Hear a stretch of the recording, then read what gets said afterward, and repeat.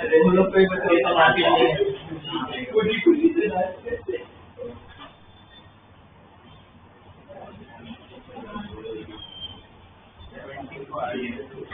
तो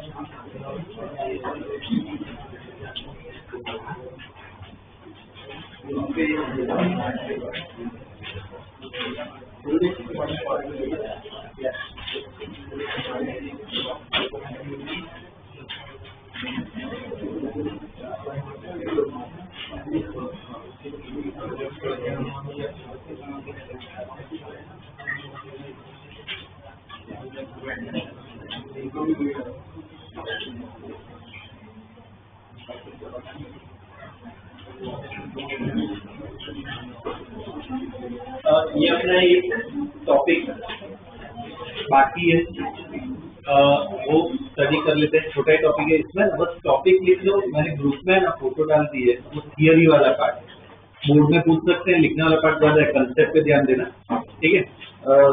direct problem दो side छोड़ देना पेज की, ठीक है। वो थियरी वाला पार्ट है, पर वो एक कंसेप्ट इससे ध्यान से समझेंगे। टॉपिक लिख लो,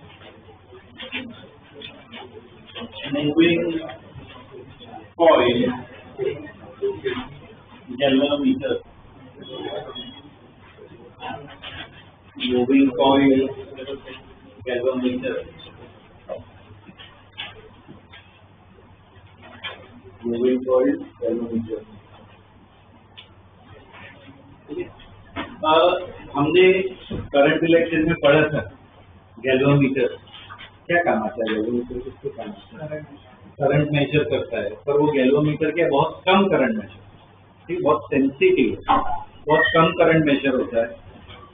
अगर करंट बड़ा ना हो तो उसको हमने क्या है वो शंट और वो सब लगाया था, तो बाद में हमें उससे क्या मिला है मीटर और वोल्टमीटर। बाकी गैल्वेनोमीटर का वो काम है।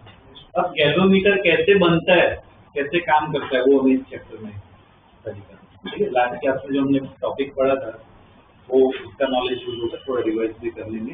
पहले इसका कंस्ट्रक्शन, इसका कंस्ट्रक्शन समझा देता हूँ। क्या होता है, एक सिलेंडर, एक सिलेंड्रिकल कोर होता है, आयरन का जनरली बना होता है। ये सिलेंडर है, सिलेंडर। अब क्या करते हैं, ऐसे सिलेंडर में मान लो कि ये सिलेंडर है, तो इसमें ऐसे कॉइल वायर बाउंड कर देते हैं, ठीक है। तो इसमें वायर बाउंड किए हुए हैं, ऐसे पूरे वायर बाउंड किए हुए, ठीक, ऐसे वायर बाउंड किए। नंबर ऑफ टर्न मान लो कुछ n, ठीक। अब इधर यहाँ पे मैग्नेट होता है, यहाँ पे मैग्नेट होता है, इधर नॉर्थ पोल मान लो, साउथ पोल मान लो, ये दो अलग अलग मैग्नेट नहीं है, पूरा एक ही मैग्नेट होता है, ठीक है। और शू मैग्नेट कहते हैं, बहुत पावरफुल मैग्नेट होता है और ऐसे कर्व शेप में होता है। तो क्या होती है, इसकी मैग्नेटिक फील्ड लाइन क्या होती है, नॉर्थ से निकलती है और ऐसे साउथ की तरफ आती है, हर जगह ऐसी लाइन बनती है, ठीक है, ऐसी लाइन बनती है। इसको क्या कहते हैं, ऐसे जाए ऐसे लाइन को हम क्या कहते हैं, रेडियल लाइन। क्या होती है, रेडियल लाइन, ओके। और इसमें इधर यहाँ से इधर ना एक स्पाइरल स्प्रिंग होती है, स्पाइरल स्प्रिंग होती है, ठीक। और यहाँ पे पॉइंटर से कनेक्टेड होती है और यहाँ पे स्केल होता है, रीडिंग, ओके। और ये जो वायर है ना, उसके दो एंड कोई सर्किट में जाएंगे, एक्सटर्नल सर्किट, ठीक है। वो एक्सटर्नल सर्किट कुछ भी हो सकता है, बैटरी, रेजिस्टर, बल्ब, कुछ भी लगाया। तो मान लो सर्किट में से कुछ करंट पास हो, ये करंट क्या कॉइल में घूमेगा, यहाँ से करंट बाहर जाएगा, ठीक है। अब हमने लास्ट क्लास में ना एक टॉपिक पढ़ा था, टॉर्क पढ़ा था, देखो torque on loop, last class में उसका फॉर्मूला भी था टॉर्क का। मैग्नेटिक मोमेंट के बाद पढ़ा था,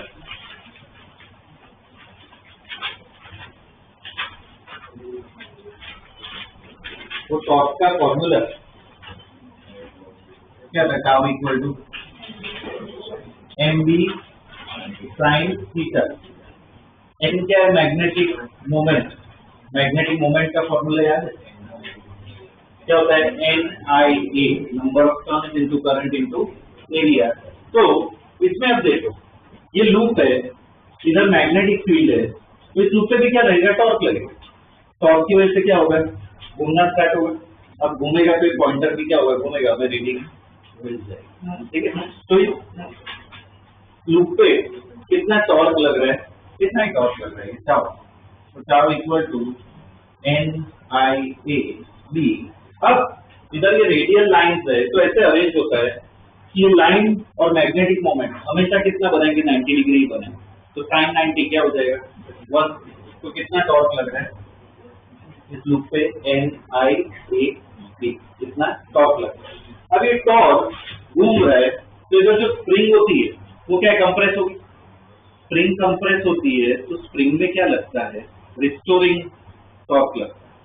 तो वो टॉर्क कितना होता है, उसका ना टॉर्शन कहते हैं, वो पूरी अलग स्टडी है। तो अभी के लिए सिर्फ इन्फॉर्मेशन जाननी है, ऐसी जो स्प्रिंग होती है ना, उसमें tau is not proportional to theta. Theta मतलब क्या, रिफ्लेक्शन, जितना घूमेगा उतना ही क्या ये स्प्रिंग मुड़ेगी। तो स्प्रिंग के लिए ये इक्वेशन आती है, equal to T into theta. T क्या है, कोई कांस्टेंट हो, उसे टॉर्शन कांस्टेंट है। अब मान लो इस मोमेंट ऐसे बैलेंस हो गया, इसका मतलब क्या है, कॉइल पे टॉर्क और स्प्रिंग पे टॉर्क दोनों क्या हो गए, बैलेंस हो गए। तो क्या आ जाएगी इक्वेशन, ये दोनों को इक्वेट करो, तो क्या हो जाएगा, NIAB इक्वल टू क्या है, C। ये अपनी पहली इक्वेशन है, गैलोमीटर। यहाँ पे मैं साइड पे लिख लेता हूँ, ठीक है, लिखने की कोई जरूरत नहीं, इधर मैं फॉर्मूला लिखता हूँ। ये अपनी इक्वेशन है, ठीक है, ये वाली किसकी होती है, गैलोमीटर से। इधर से थीटा इक्वल टू क्या लिख सकते हैं, NAB upon C into I लिख सकते हैं। अब एक पर्टिकुलर सेटअप के लिए, ये सेटअप मेरा फिक्स है, मतलब NAB और C क्या हो जाएंगे, कांस्टेंट। मैं क्या लिख सकता हूँ, theta is not proportional to I। जितना ज्यादा डिफ्लेक्शन होगा, सॉरी जितना ज्यादा करंट फ्लो होगा, पॉइंटर क्या है उतना ज्यादा ही डिफ्लेक्शन। करंट इलेक्ट्रिसिटी में जब हमने गैलोमीटर पढ़ा था ना, उसमें ये लिखी थी इक्वेशन, ठीक है। और यहाँ से तो क्या करना होता है, बैलेंस करना, ठीक है। ये बेसिक इक्वेशन किसकी, गैलोमीटर, ठीक है। तो ये कंस्ट्रक्शन है, ये ध्यान देना, ये इक्वेशन है, ये सब डिराइवेशन होता है, वो लिखना पड़ेगा, बोर्ड में आ चुका है, ठीक है। 3 एक मार्क्स का आता है, प्रॉपर डायग्राम ड्रॉ करना है, ये जो थियरी समझाई वो लिखनी है, इक्वेशन लिखनी है, ठीक है। वो पूरे नोट्स में ग्रुप में डालती है, लिख ले, ठीक है। तो ये एक इक्वेशन है, इसमें ना 2 डेफिनेशन आते हैं, वो डेफिनेशन लिखने जरूरी है, उसपे क्या क्वेश्चन आते हैं। तो क्या करो, इसमें 2 साइड छोड़ देना, बाद में जो डेफिनेशन लिखवा लो ना, वो डेफिनेशन लिख लो, वो काम आएंगे हमें गैलोमीटर में। गैलोमीटर का ही पार्ट है ये।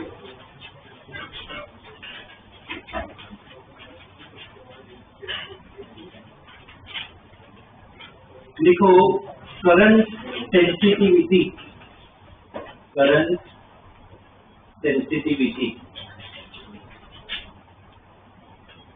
Current sensitivity.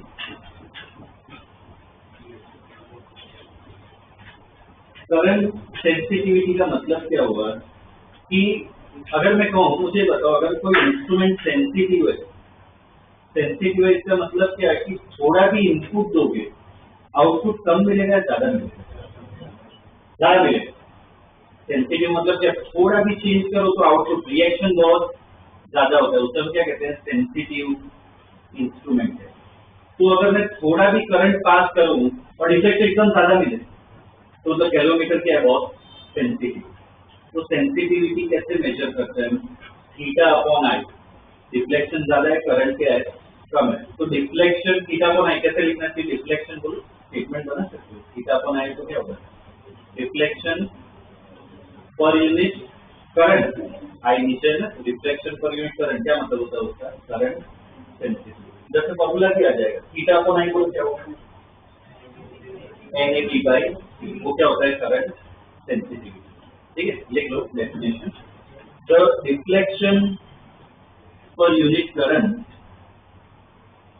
The deflection per unit current is called current sensitivity of the galvanometer. The reflection per unit current is called current sensitivity of galvanometer. ठीक है, तो क्या कहते हैं, करंट सेंसिटिविटी कहते हैं। तो क्या होगा उसका फॉर्मूला, करंट सेंसिटिविटी को क्या लिख रहे हैं, CS लिख रहे हैं, करंट सेंसिटिविटी मतलब क्या होगा, थीटा अपॉन आई मतलब किसके बराबर होगा, CS equal to theta upon I, मतलब क्या हो जाएगा, NAB by C। Current sensitivity होगा NAB बाई C। ठीक है, करंट सेंसिटिविटी मतलब अगर सेंसिटिविटी मुझे बढ़ानी हो तो क्या क्या ऑप्शन है अपने पास बोल, अगर मुझे करंट सेंसिटिविटी बढ़ानी है तो क्या क्या कर सकते हैं, एन बढ़ा सकते हो, मतलब नंबर ऑफ टर्न्स बढ़ा सकते हो, एरिया बढ़ा सकते हो, मतलब सिलेंडर बढ़ा ले लो, बी बढ़ा सकते हो, मतलब मैग्नेट और स्ट्रॉन्ग ले लो, सी क्या करना है, कम करना है, मतलब स्प्रिंग क्या है, थोड़ी यूज होनी चाहिए। ठीक है, प्रैक्टिकली मुझे बताओ, प्रैक्टिकली इकोनॉमिकली सबसे बेस्ट ऑप्शन क्या कर सकते हैं, ऐसे डिजाइन होती है इंजीनियरिंग और दोस्तों हम करते हैं। ठीक है, ये साइंस, ये जो हम पढ़ रहे हो साइंस फिजिक्स। अब इंजीनियरिंग का मतलब क्या है कि तुम ऐसे सब डिजाइन कर रहे हो तो तुम्हें जजमेंट लेना है डिजाइन करने के टाइम कि उसको तुम प्रैक्टिकली रियल लाइफ में अपना सबसे ज्यादा बेनिफिट हो तो क्या करना चाहिए, होता है इंजीनियरिंग कहते हैं, और कुछ नहीं होता है इंजीनियरिंग, यही होता है रियल लाइफ में सबसे ज्यादा बेनिफिट होना चाहिए, सबसे कम कॉस्ट में, उसे इंजीनियरिंग कहते हैं। तो बताओ, अब ऐसे डिजाइन कर रहे हैं तो इंजीनियर बताओ सबसे बेस्ट ऑप्शन क्या होना चाहिए कि सेंसिटिविटी मतलब इंस्ट्रूमेंट और अच्छा हो जाए और कॉस्ट भी उतना ना लगे, सबसे अच्छा ऑप्शन क्या होगा, क्या करते हैं, मैग्नेट, सपोज जो मैग्नेट पावरफुल लगाओ तो बड़ा मैग्नेट लेना पड़ेगा, बॉक्स बड़ा बनेगा, सीधी बात है, कॉस्ट ऊपर जाए, और मैग्नेट क्या है, थोड़े एक्सपेंसिव भी आते, पावरफुल मैग्नेट एक्सपेंसिव होते, तो वो एक ऑप्शन जैसे नहीं, तो बताओ सबसे अच्छा option number of turn, wire एकदम सस्ता है, number of turn wire time कितना, चेकअप करने में क्या एकदम इजी है ना, नंबर ऑफ टर्न बढ़ाना। ठीक है, तो सबसे अच्छा इकोनॉमिकल ऑप्शन क्या है, नंबर ऑफ टर्न बढ़ा दो तो सेंसिटिविटी क्या हो जाएंगे। ठीक है, ये होता है करंट सेंसिटिविटी। एक और डेफिनेशन देखो, voltage sensitivity, voltage sensitivity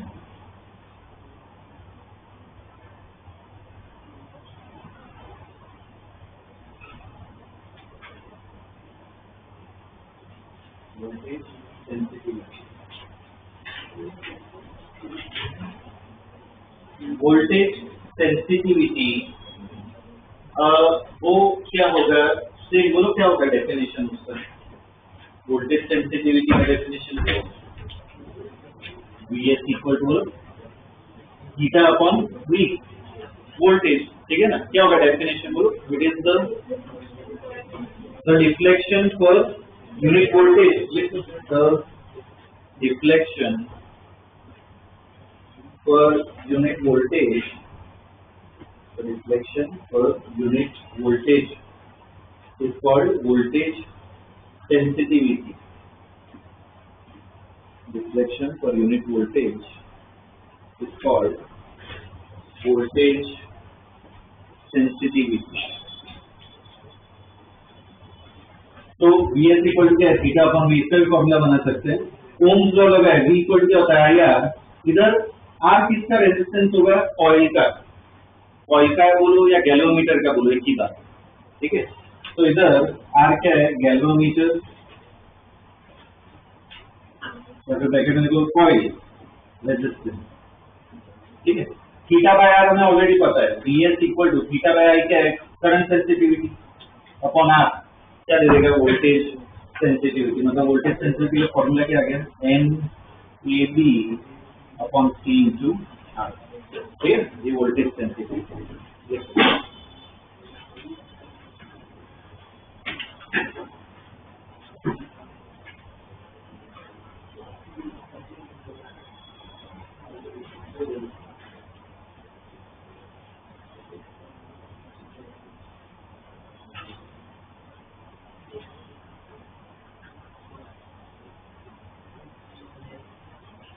okay,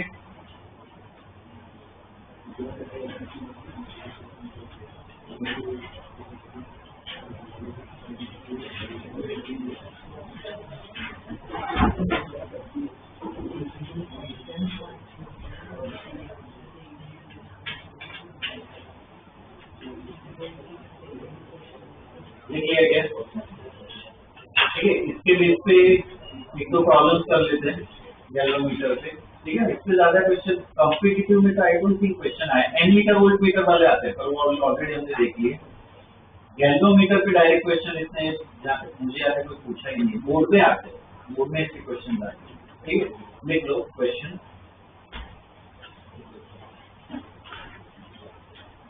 in galvanometer, in a galvanometer, coil area is 0.02, coil area is 0.02 into 0.8 meter square, 0.02 into 0.8 meter square, and has 200 turns, and has 200 turns, ठीक है। The magnetic field is 0.2 Tesla. The magnetic field is 0.2 Tesla, and the restoring torque constant,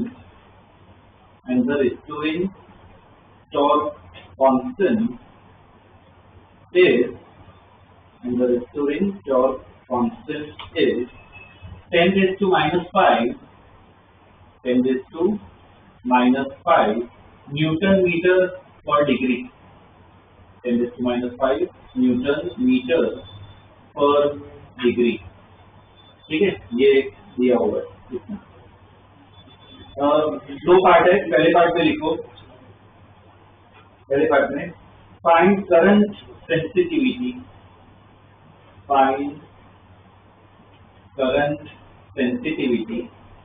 ठीक है, पहले part में लिखना है। दूसरे part में लिखो find current required for 45 degree deflection, find current required for 45 degree deflection, ठीक है। चलो ये ट्राई करो अपने आप को, तो ये डेटा देख लो क्या क्या दिया हुआ है।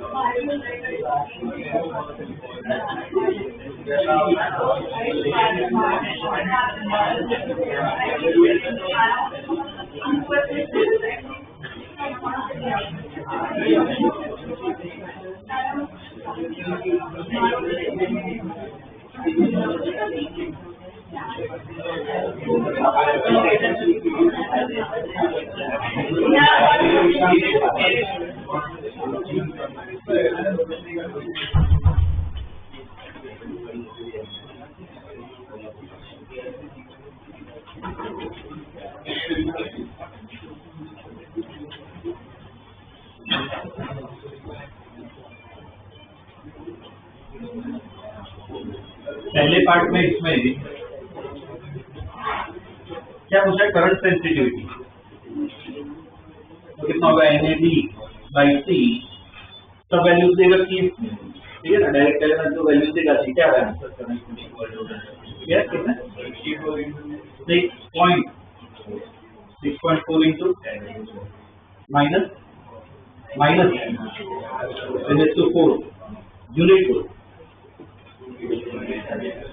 यूनिट क्या, ये सब देखने बच जाओ, थोड़ा ज्यादा कंफ्यूजन हो गया। CS का बेसिक फॉर्मूला क्या था, θ/I, तो इधर थीटा में क्या डिग्री में लिखा है ना, तो डिग्री पर एम्पियर, डिग्री पर एम्पियर, ठीक है ना, ये अपना CS हो।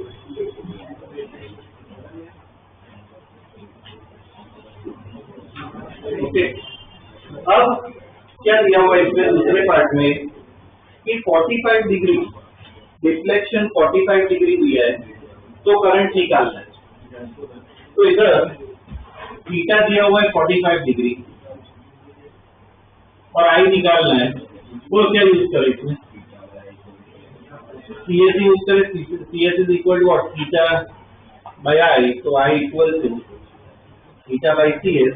पर हाँ, थीटा को इसमें रखो, रेडियन में कन्वर्ट करें, क्या होगा, यूनिट देखना है, डिग्री में दिया है, डिग्री में ही रखो, ठीक है ना, यही रहेगा। तो थीटा कितना है, 45/6.4 into 10⁴, कितना आएगा ये, क्या 7.03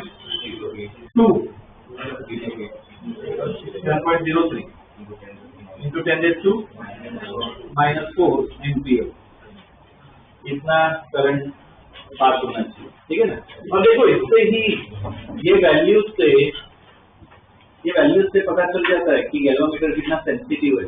45 डिग्री ये घुमा रहा हो, ठीक है, जो नीडल है 45 डिग्री तक घुमा रहा हो, देखो कितना कम करंट चाहिए, इतने करंट में क्या है वो पूरा घूम जाएगा, ठीक है, इसलिए बोल सकते हैं क्या बहुत सेंसिटिव है, ठीक है। Next question,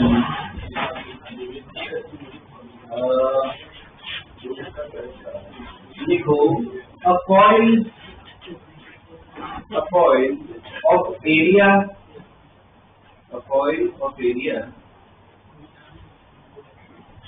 10⁻³ meter square, a coil of area 10⁻³ meter square and 120 turns is placed in radial magnetic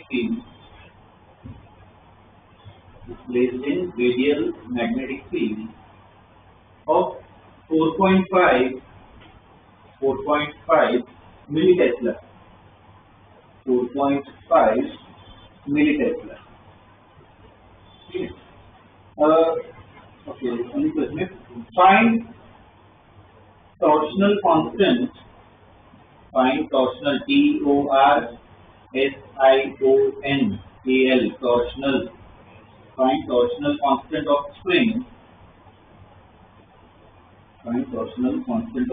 spring, if 36 degree rotation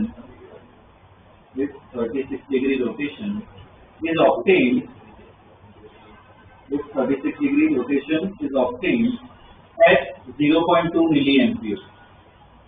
36 degree rotation is obtained at 0.2 milliampere per resistance.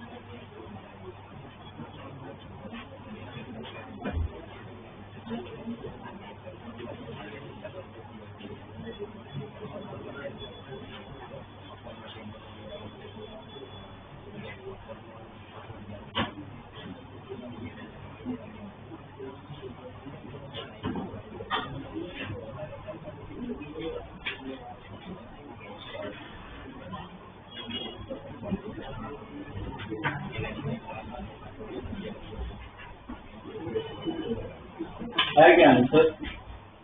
कौन सी इक्वेशन यूज करेंगे इसमें? क्या सी निकालना है ना, तो इसमें हम जो करंट सेंसिटिविटी इनकी यूज कर सकते हैं, theta by I equal to क्या हो जाएगा, N A B by C. तो C equal to N A B into I upon theta, सब वैल्यूज दे रखी है ना। इसमें भी थीटा ना 36 ही रखना, रेडियन में मत कन्वर्ट करना। क्या आ रहा है आंसर? 3 इंटू 10⁻⁹ -9 यूनिट बोल। इनका अभी लिखा है क्या था, देखो अब भूल जाओ तो ठीक है ना, ये स्पेशली ये वाला इक्वेशन याद रखना, ताऊ इक्वल टू सी थीटा। तो इसका क्या होता है, न्यूटन मीटर, इसका होता है डिग्री, डिग्री नीचे आ जाएगा, ठीक है ना। क्या होगा, न्यूटन मीटर पर डिग्री, ठीक है, ये इसका यूनिट होगा। नेक्स्ट क्वेश्चन, 2 galvanometers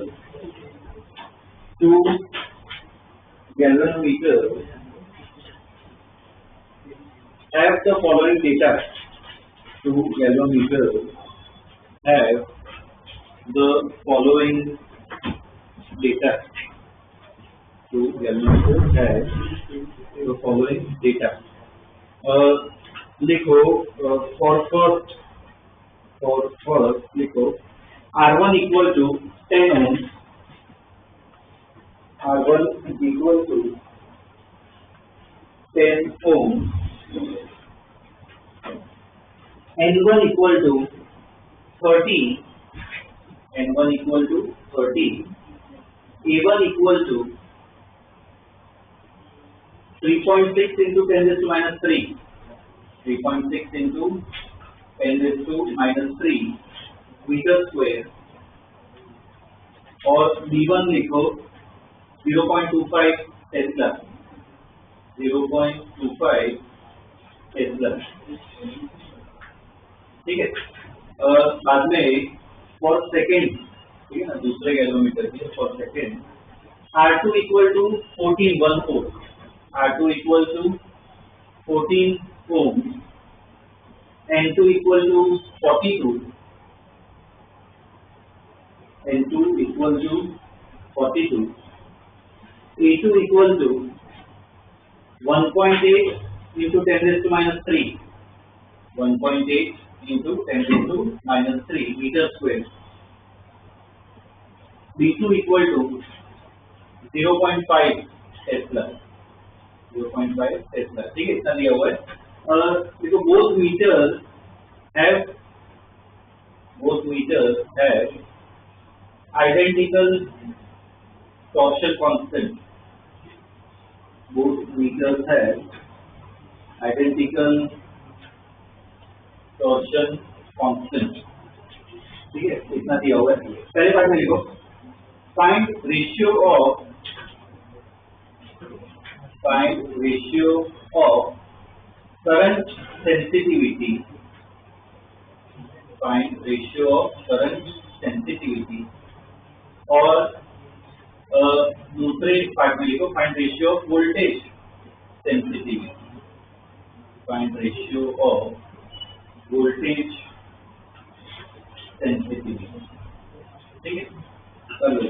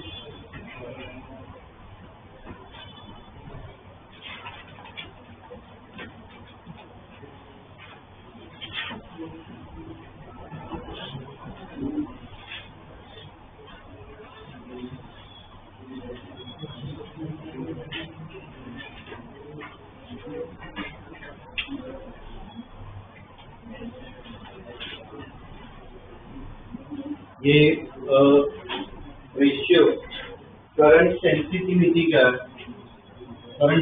रेशियो क्या है? CS1 अपॉन CS2 इसके बराबर होगा N1 A1 B1 upon T N2 A2 B2 upon T है ना, T तो सेम है, तो N1 A1 B1 upon N2 A2 B2 और वैल्यू से डालने क्या है रेशियो? 5:7 सब क्या है ये आंसर? ये क्या आएगा? CS1 by CS2 बोला ये करंट सेंसिटिविटी का रेशियो है। वोल्टेज सेंसिटिविटी का निकालना है तो वापिस वो पूरा फॉर्मूला डालने की जरूरत नहीं है। वोल्टेज सेंसिटिविटी को क्या लिख सकते हो? करंट सेंसिटिविटी अपॉन आर है ना, ये वाला यूज कर लो डायरेक्ट तो इजीली हो जाएगा। तो BS1 upon BS2 equal to CS1 upon CS2 into क्या होगा R2 बाय R1। तो ये अपना रेशियो आ गया 5:7। R2 R1 कितना है? R2 कितना है? 14 और ये 10 क्या है रेशियो? 1:1 है ना, दोनों वोल्टेज सेंसिटिविटी क्या है? सेम है, ठीक है ना, डायरेक्टली यूज कर सकते हैं।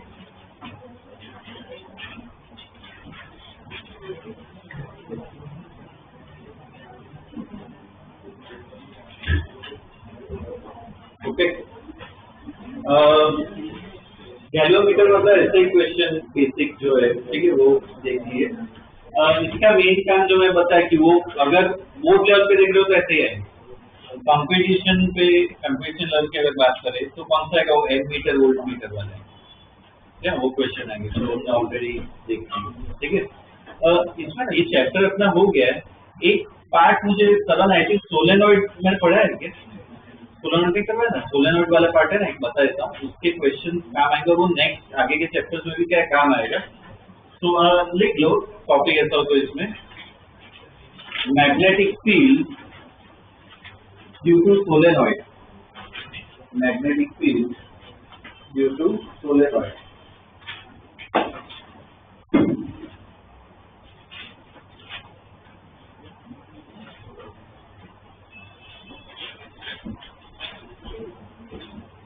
ओके, सोलेनॉइड क्या होता है पहले तो समझा देता हूँ। मान लो ऐसे कोर है अपने पास, कोर मतलब ऐसे ये सिलेंडर किसका होता है? आयन का बना होता है, ठीक है। वो आयन का ही क्यों बना होता है, कोई और मेटल का क्यों नहीं, एल्यूमिनियम कॉपर क्यों नहीं, आयन का ही क्यों बना होता है, वो हम नेक्स्ट चैप्टर में देखेंगे। इसका रीजन है, इसमें फिजिक्स थोड़ा अलग यूज होता है, पर आयन का बना होता है। जब भी मैग्नेट का सब करेगा ना तो ion is a very good option. तो क्या होता है इसमें, जैसे कोर है मेरे पास, वायर है, वायर को ऐसे बाउंड करो, टाइटली बाउंड करो, ठीक, बाउंड करते जाओ, तो जो ऑब्जेक्ट बनता है उसे क्या कहते हैं? सोलेनॉइड, ठीक, सोलेनॉइड कहते हैं।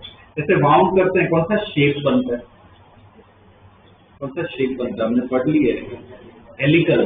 कौन सा शेप बनता है? हेलिकल शेप को हेलिकल कहते हैं, ऑब्जेक्ट को क्या कहते हैं? सोलेनॉइड। फर्क पता होना चाहिए। शेप इज हेलिकल, जो ऑब्जेक्ट बन रहा है उससे क्या कहते हैं? सोलेनॉइड। ठीक है, तो ऐसा ये सोलेनॉइड बनाया मैंने। यहाँ पे कोर ड्रॉ नहीं किया है, कोर आता ही है पर मैंने ड्रॉ नहीं किया, सिर्फ वायर ऐसे बाउंड किया हेलिकल। तो ये क्या हो गया अपना? सोलेनॉइड।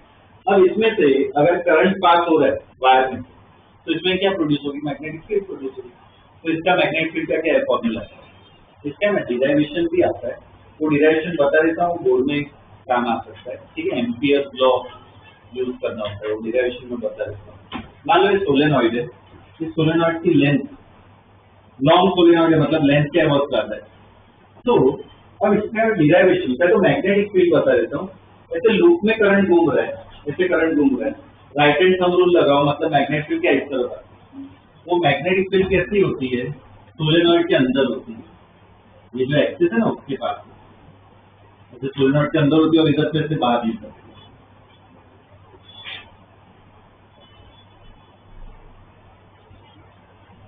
यहाँ पे मैग्नेटिक फील्ड क्या बहुत वीक होती है, इधर मैग्नेटिक फील्ड होती है पर ऑलमोस्ट क्या होती है? जीरो।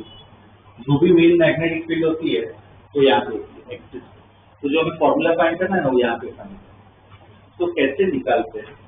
ये इस सोलेनॉइड को, ये सब अपना सोलेनॉइड, इस सोलेनॉइड को मैं ऐसे बीच में से कट कर रहा हूँ। ठीक, बीच में से कट कर देते हैं तो ऐसा दिखेगा।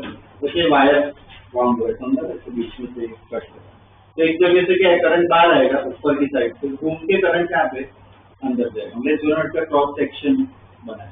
ठीक है, ये क्या है? उसकी एक्सिस है। इधर से रॉड बनाया मतलब करंट बाहर निकल रहा है, घूम के ऐसे करंट अंदर जाएगा। ठीक है, तो यहाँ पे मुझे मैग्नेटिक फील्ड फाइंड करना है। तो एम्पियर्स लॉ लगाते हैं। एम्पियर्स लॉ क्या है? वो याद होना चाहिए।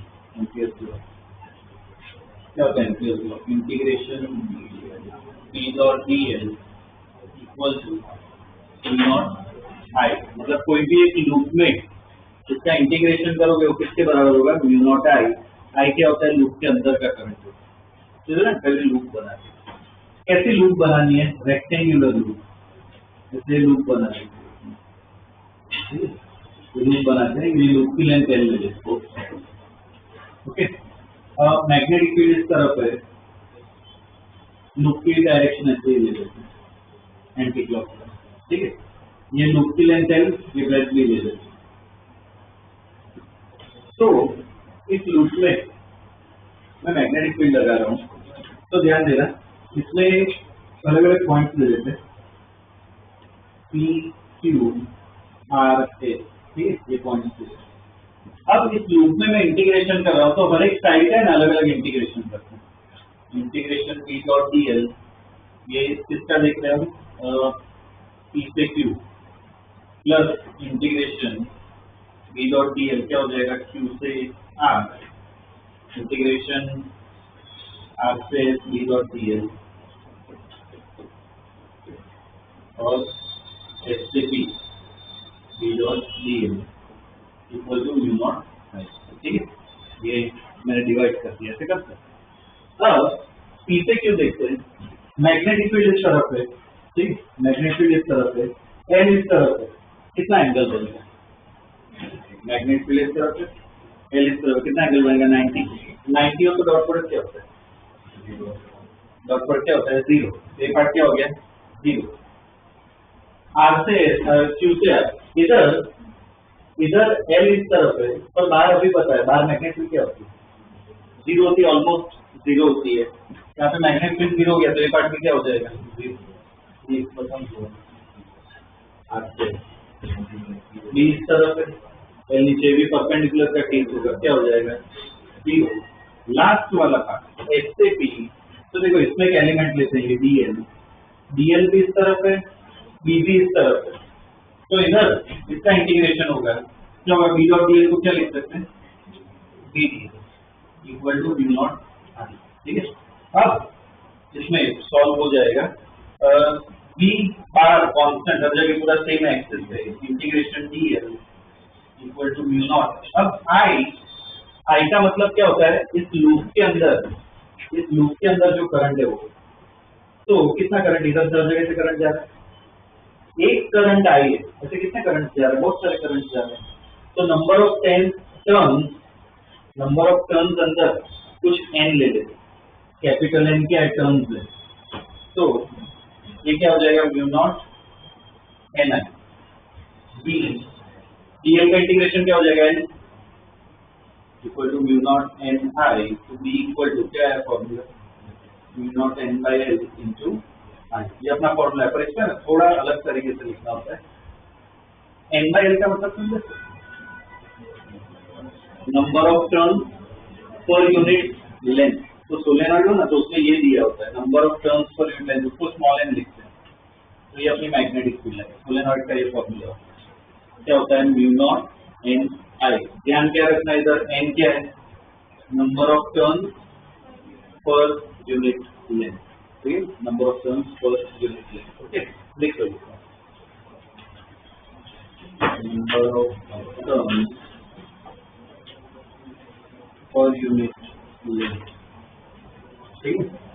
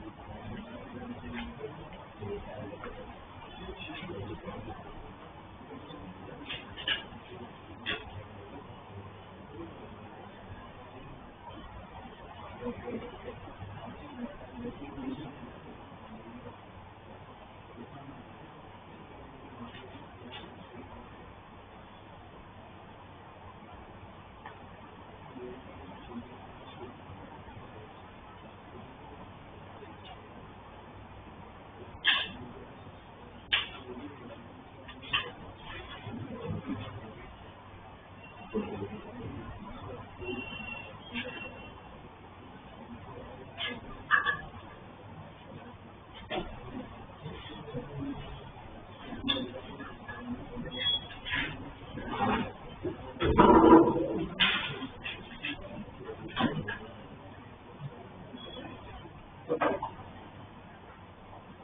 हो जाए तो बाद में टीपीपी जो भी है ना वो स्टार्ट कर दो।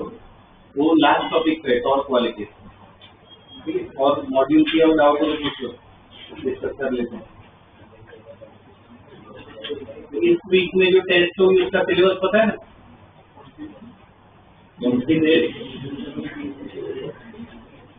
इस वीक टेस्ट होगी,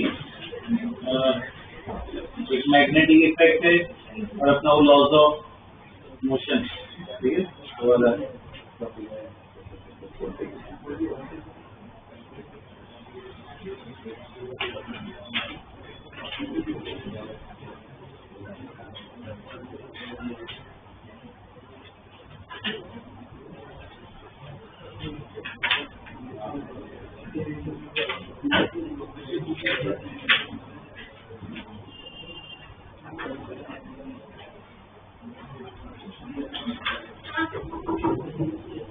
जो एडवांस वाली डिग्री है ना मैग्नेट वाली,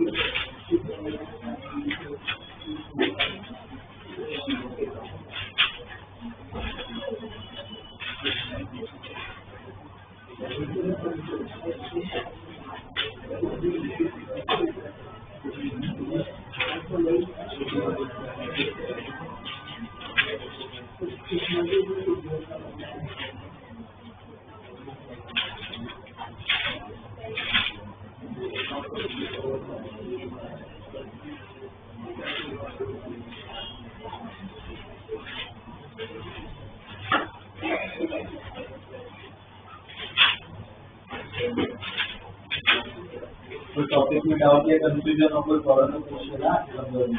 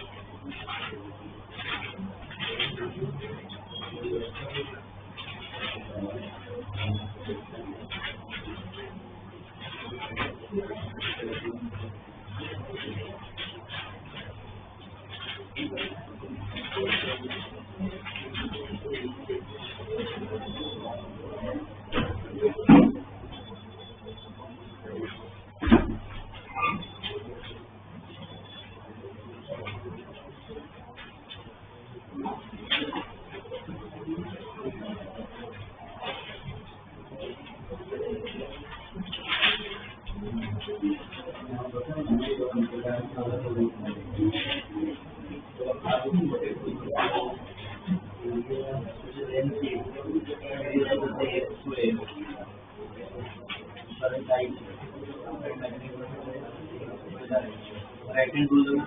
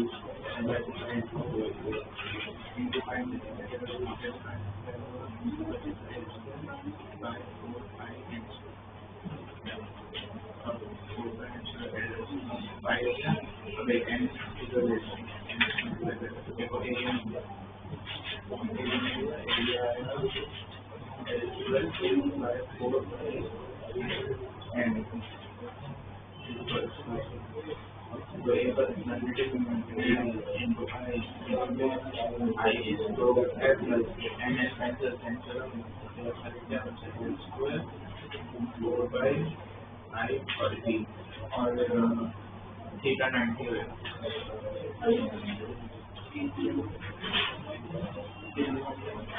To take 90 degree as